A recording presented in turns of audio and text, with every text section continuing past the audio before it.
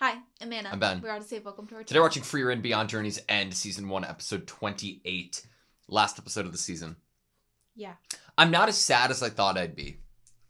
Why is that? I don't know. Unpack that. I'm not really sure. Typically at the end of like a season or whatever, I'm distraught.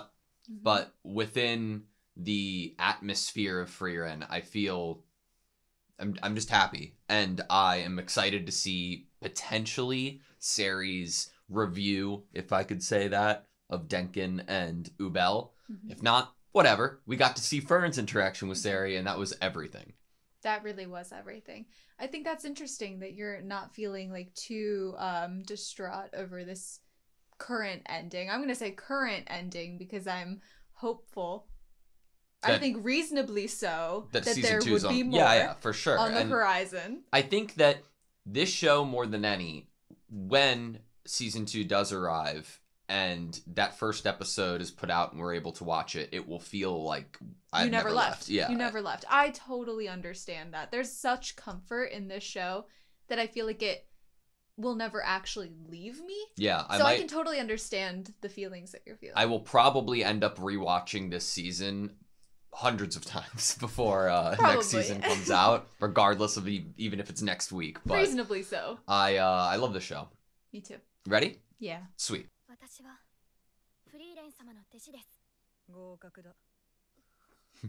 Oh, I like getting to see Frieren at the time that Fern passes. And she's just so unbothered because she knew that Sari would pass Fern. Mm-hmm. She knew it. I'm excited for somebody to eventually meet Fern and be like, you're the first class mage Fern, holy shit, and just like bow down and respect Fern. Which is especially funny because of the fact that like Frieren has done amazing things for the history of this world and is hardly ever recognized. It's an era of humans. I hope someday Frieren takes Fern to a sculptor to get a statue made of her. You know? That just gave me a really sad thought of Frieren basically just having a row of statues of the humans that she had traveled with. And that makes me sad. I know all about you.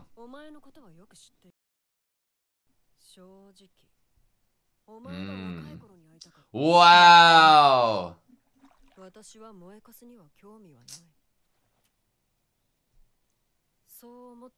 Or so I believed.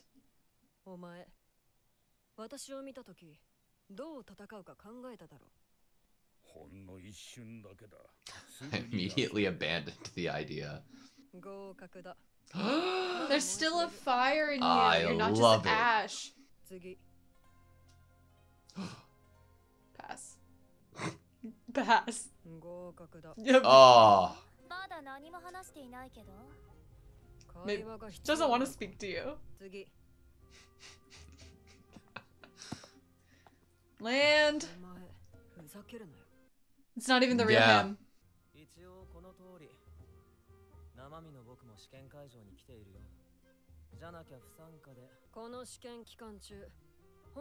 What?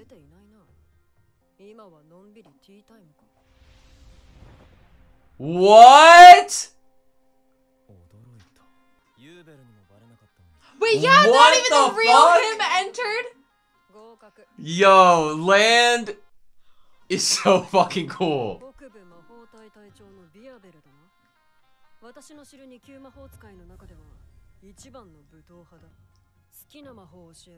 Ooh, interesting.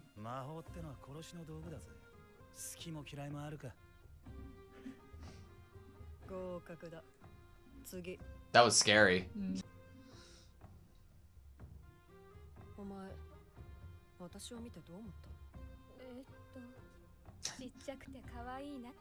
You pass.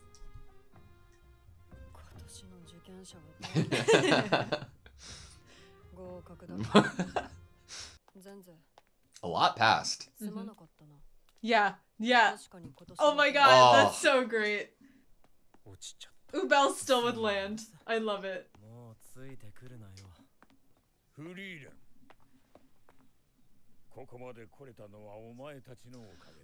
I have chills.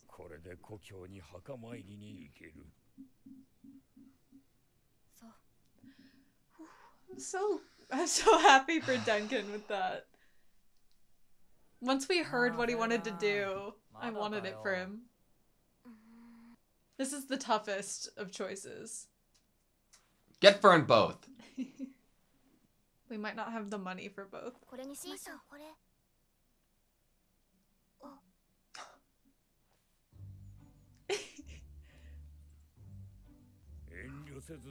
Aww. Stark must feel so like... So who are these people? Yeah!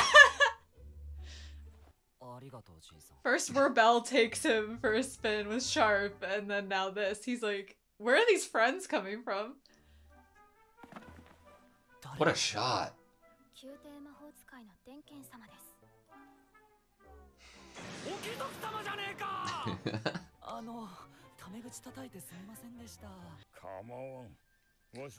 It's like he's like referencing his manners that he learned like 10 episodes ago. Wow.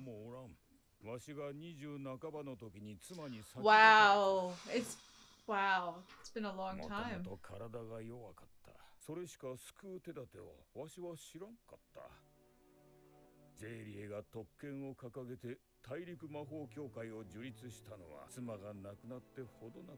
Wow. Man. Spells to be able to cure things.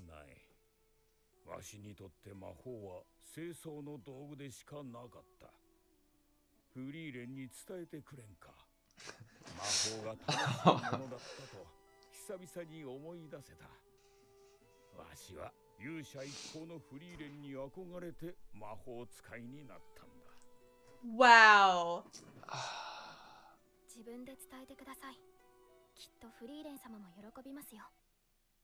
It's fantastic.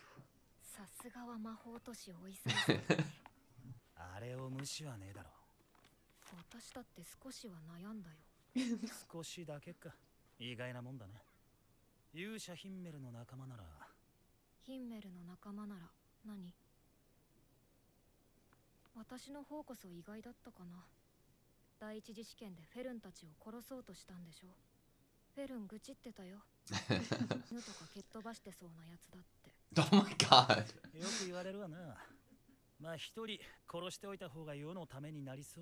Oh my Make god. the world a better place. I can't.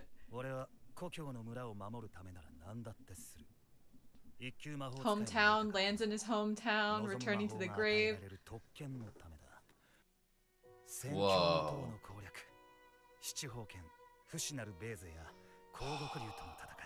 So heavily remembered.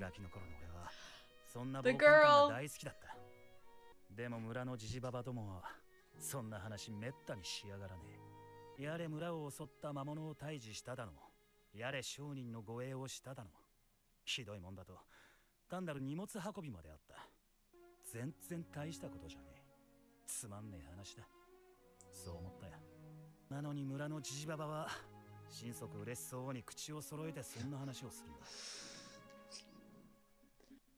Wow.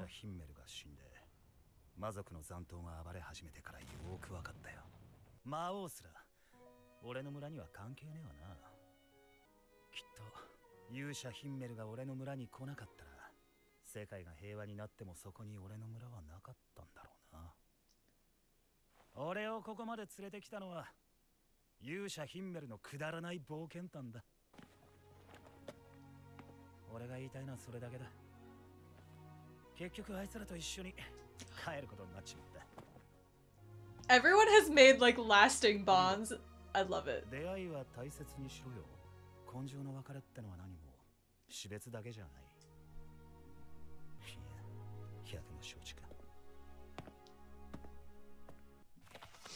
I was wrong. I'm sad and I'm gonna miss the show. You magic us across.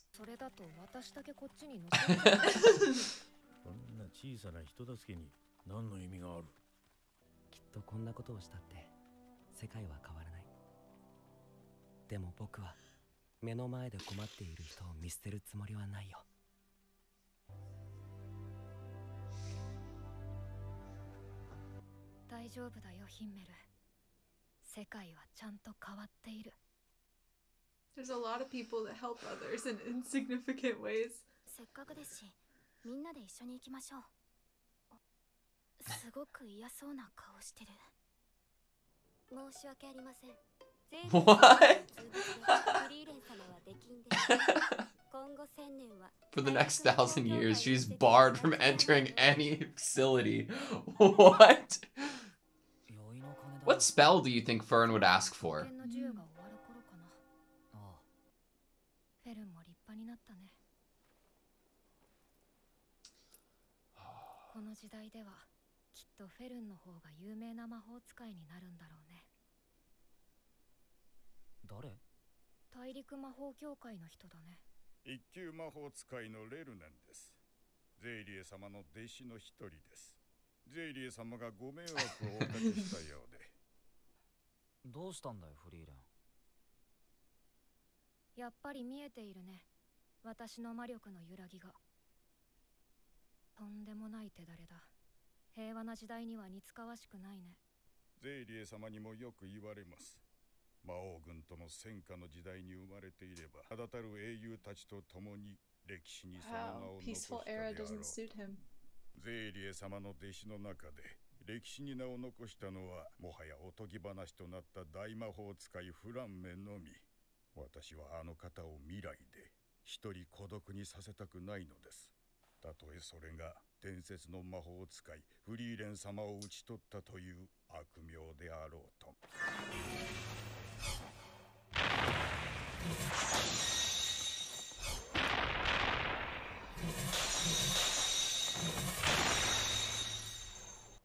Holy shit. 手合わせを願えますか、フリーレン様。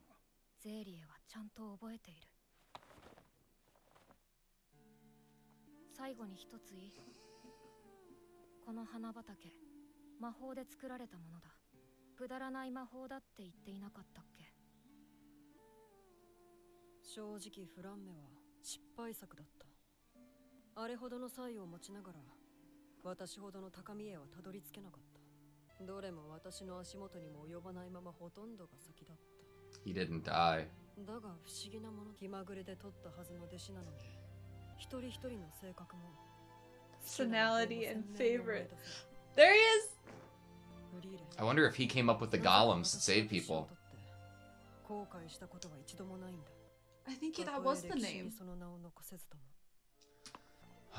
自分の弟子にすら素直に気持ちを伝えられないんだ。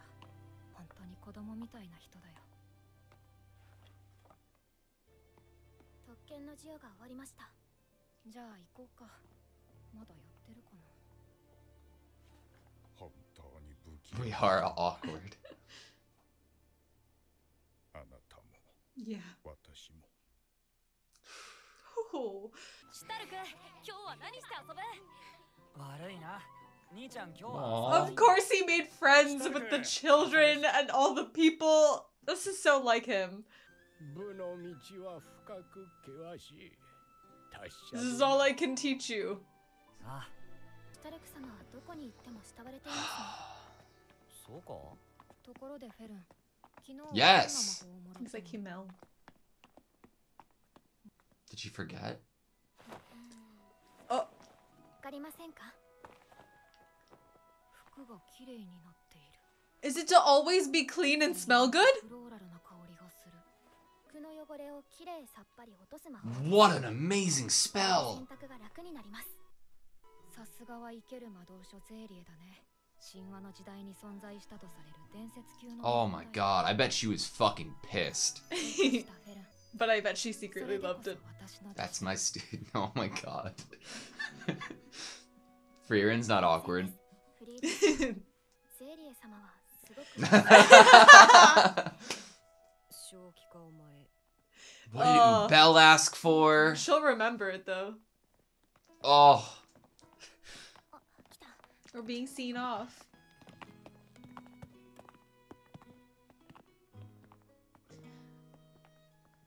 ザイン様の時もそうでしたけど、ずいぶんあっさり分かれますね。クラフトの時もだ。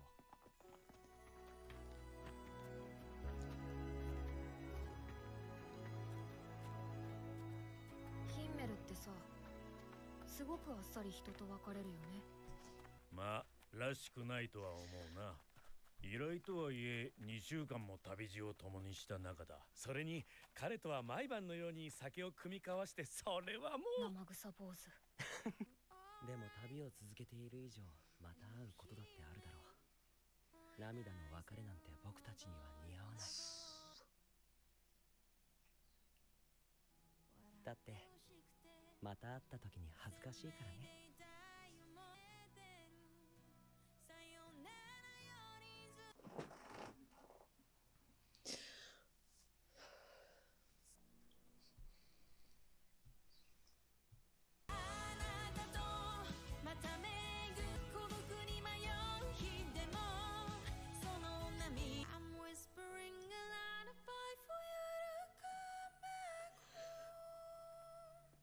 また会った時に恥ずかしいからね。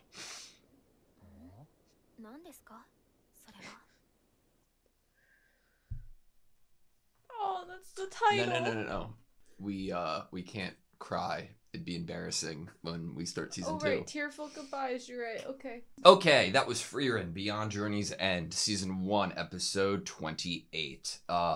We pulled up episode 23 when Sensei's giving everybody the golem, and she does say that it's an escape golem developed by the first class mage Learnin. So, How yeah, awesome is that? That is really awesome. What a fantastic episode. What does that mean about him?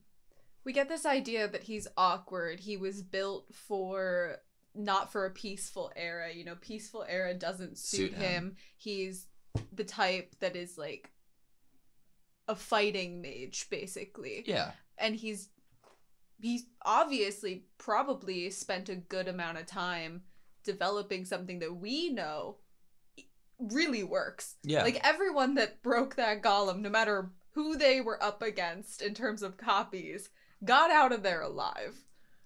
I like to, like, the best thing, easily one of the best things of this entire world is the emphasis on magic and spells and the effort that was put into developing them, how easily they're lost, and how important the ones that have been kept for so long are. I think that if you were able to not only develop spells and magic to use in fighting, you've already passed a bar of being extraordinary. But if you've been able to develop a spell that can be used and past centuries into the future, you not only will be remembered yourself, but it speaks. No words can describe how important or special of a mage you are within this world if you're able to do something like that. In my take. Right, like Lernin has his conversation with Frieren at the end that did really surprise me at where it like immediately went in terms of like, oh, now I'm gonna go down in history as the mage that killed Frieren. I was like, wait, hold up, rewind real quick. If he's wanting so badly to be remembered, which is kind of what he's saying there, is that he doesn't want. There's something about Seiri being like kind of left alone once he dies, and we now know, and we just rechecked, that there is something really incredible that he has created that his name is tied to. Yeah. So he shouldn't be so worried about that. I know that wasn't the point, but. What do you think inherently the difference between any two people, I guess, are, but specifically like Seri and Frieren, right? When we first met, chronologically, when we first met Frieren, when Flamme came across her and we got to see them interact, she had already was at a point that she had a hunch that Flamme was much stronger than it was, led to, than she would let anybody believe. And with her disposition with Flamme, she was obviously always somewhat the Frieren we always knew, but then grew and learned even more within interactions with her entire party, the ones who defeated the Demon King, and specifically Hamel. I wonder if there is something that can change someone like Lernan or Sari, who to change them in terms of awkwardness, or that's inherently the type of person that you were born to be, and there's no, you know, plus or negative about that. I don't try to mean at all, you know, like there's nothing wrong with being like Lernan or Sari. That's inherently who you are as a person. But it's just such an interesting dichotomy between Frieren and Sari and their interactions and observations of each other. Mm-hmm. Some people just have it harder in terms of expressing their feelings to people or feeling comfortable doing so. I mean, obviously, from any time that Sari has referenced Flamme in conversation with Frieren, there's a mix, like, everything she says is cutting. Is like, she didn't meet my expectations. She, you know, I don't know, just like the useless spell that's her favorite. But you can tell that she really cares. Yeah. They did a really good job in terms of writing Sari's character with dialogue specifically, because you can tell that everything she's saying is somewhat of a facade for her awkwardness and the fact that she won't just come out and compliment someone. Isn't that so special? Like, it's not about, like, the disposition of whether being awkward or, like, an uncomfortable with sharing those feelings that I would deem, like, a good or a bad thing, but what is a great thing is the ability to have those feelings, right? The ability, like, yeah, I wish that Sari could tell and acknowledge Lernan and praise Lernan, but through Frieren, it kind of happened, and Sari feeling that at all, and even being able to communicate that to Frieren in such a way of, like, disbelief and, like, wonder of, I don't know why, I just remember these things for every one of my students, and I never regret it, even though I picked them on a whim. It's so amazing. I would say one of the themes of maybe this whole show, but what's specifically shown in this episode, is this idea of being remembered and the idea of significance. So we have Warbel telling us a story about how at first as a kid he didn't understand why the stories that held such a special place in his village elders' hearts were the ones that weren't as flashy, like Hummel killing this dragon, you know, these amazing the 1,000-year fights, tower, but rather things that he did that specifically involved the village were the things that the elders, and that without Hummel having visited them, would the village have even continued on? Like, would it even still exist? Even though whatever he did for them wouldn't have been written in storybooks and adventure stories that kids read that they were excited about. And so we get that from Warbel, and then we have obviously Lernan bringing up the idea of being significant in history, but really what he's saying is significant in Sari's memory, being remembered by Sari, like, because he knows Frieren's important to Sari, or like an object that Sari will always remember, and it's almost like Lernan wanting to make sure that he's remembered specifically by Sari, someone who's going to live for thousands more years. Yeah. And I like that idea, because then also it ties into what Hummel tells us in this episode in terms of his reasoning of being okay with doing these odd jobs for different people everywhere. Yeah. Man.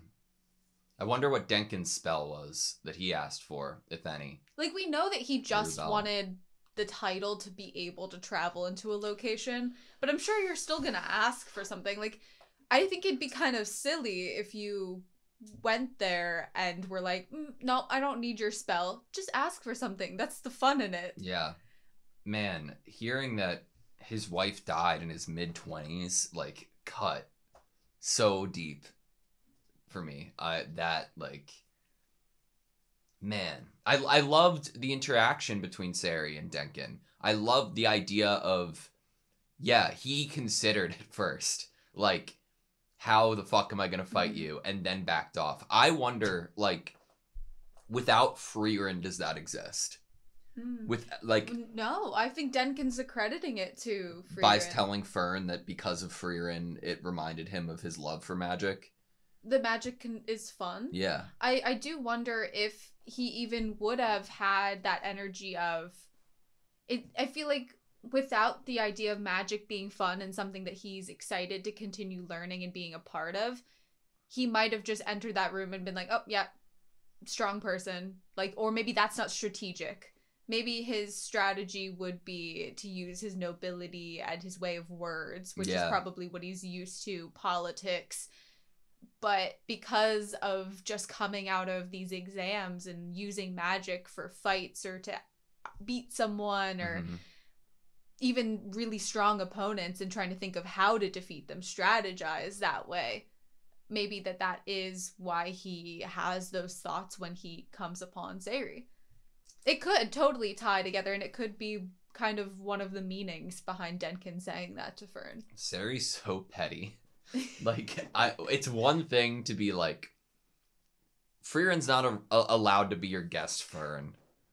I don't want to see Frieren right now, but to bar her for 1,000 years from every facility is so fucking extra. I feel like Sayri sees it as equal to the 3 years in human time before they can take the exam again. Sayri's like, no, Frieren, you need another 1,000 years before you can even because you have failed what I want in you. And Frieren said that like, I have not become what Sayri is hoping that I become or wanting me to become. I looked at it as more like a penance. Like, you made me have to interact with you. So therefore you're not allowed to even try to see me for 1,000 years. But Sayri also cares about people. Yeah. Deep down, somewhere in there, we know it. We know that she remembers all of her students and all of their favorite spells. And so I feel like outwardly, she's like, yeah, you made me mad. I don't want to see your face. You're annoying. But then the medium level of petty is, well, 3 years to humans compared to 1,000 years to Frieren. Maybe next time you'll impress me or do what I want. Man, Land is so fucking, like, confident. Sassy. Yeah. He like Ubel's, I feel like there's a lot of characters that are like a different type of sassy.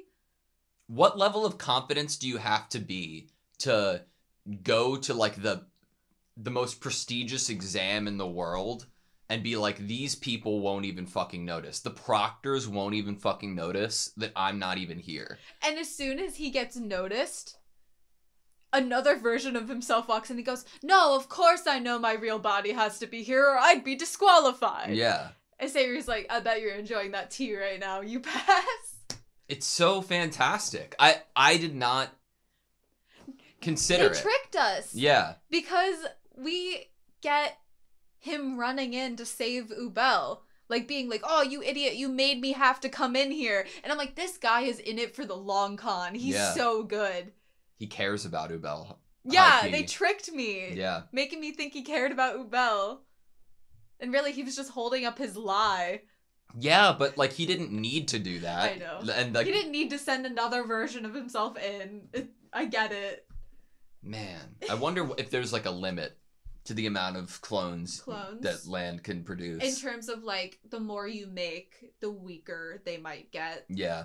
Yeah. Because I can definitely then I'm like, that. Okay, if that duplicate of Land that was within the exam, right? Like was that duplicate able to produce 3? If I was Land, I'd be like, fuck. Like, my duplicate's gonna be fucked to defeat. It's crazy that we got through that without him having to reveal that he himself was only a duplicate.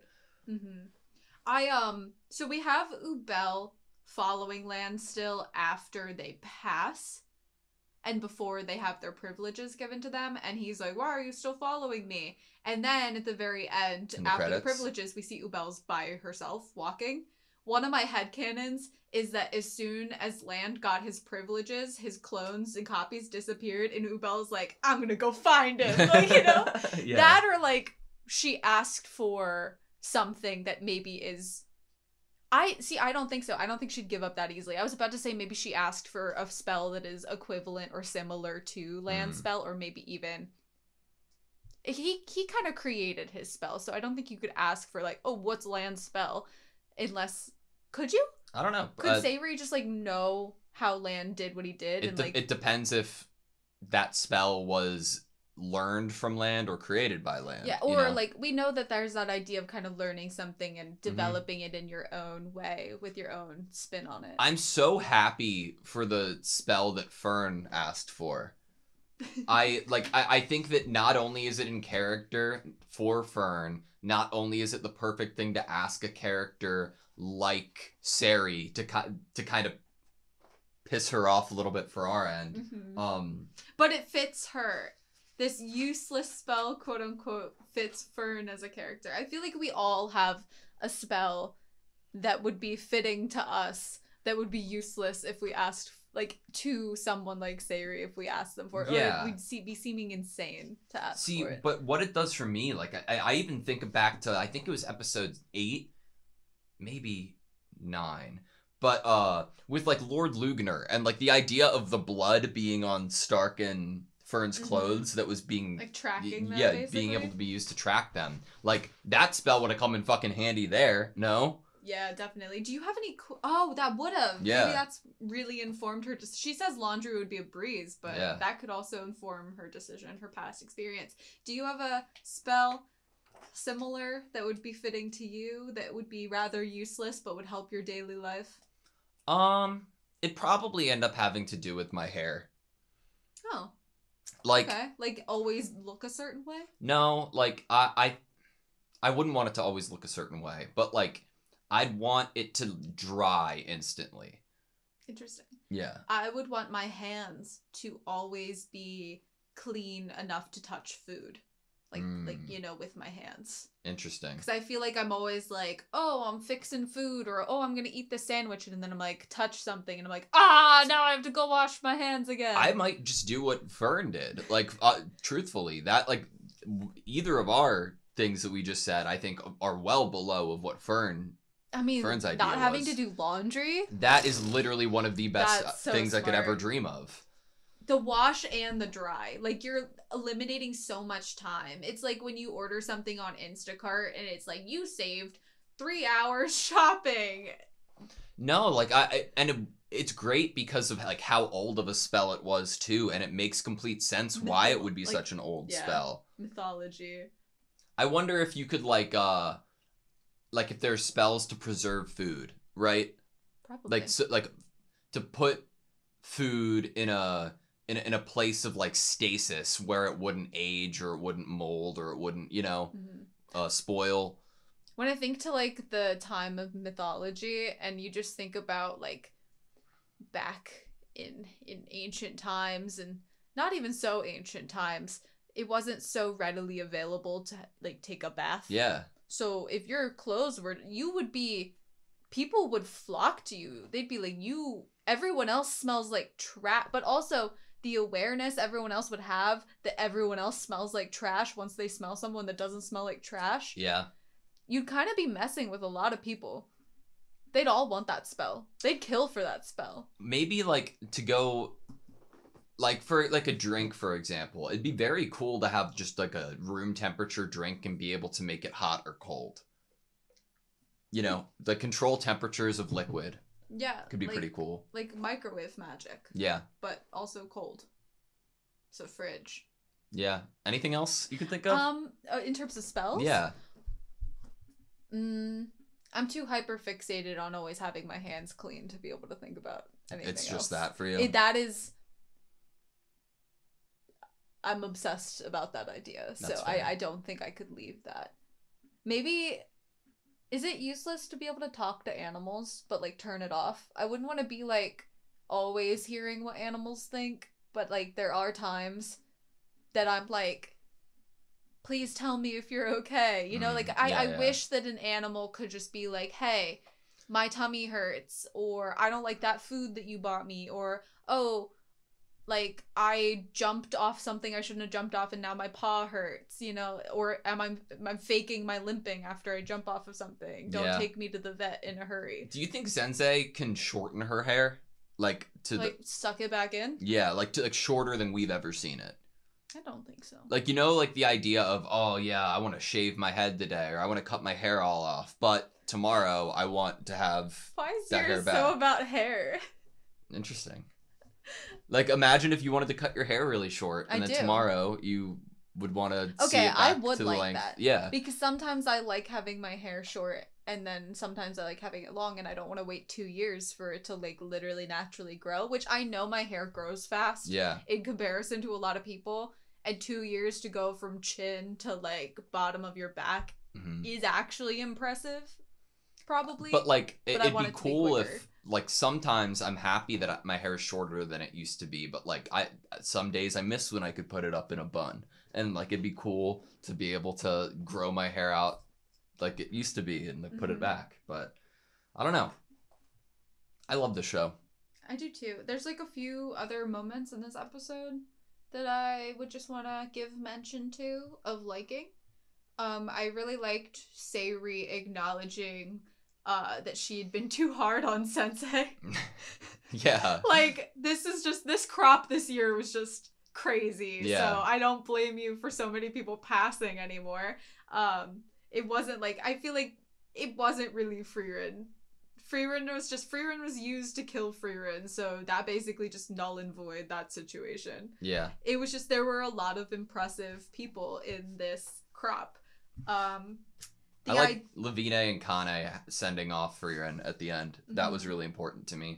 Right. I definitely like that too. We get like a bunch of shots of what people are currently doing as we're leaving. And the thing that I am wanting to bring up is we have Methode and the little girl, like I don't remember her name because she was basically the first one to use the golem with Denkin. Like, she's in that room that's this. She's traveling with Methode, and there's a green cloaked guy with blonde hair, and I'm like, isn't that the guy that was crying in the dungeon because he wanted to go in by himself? Why did Methode, like, why is she with him?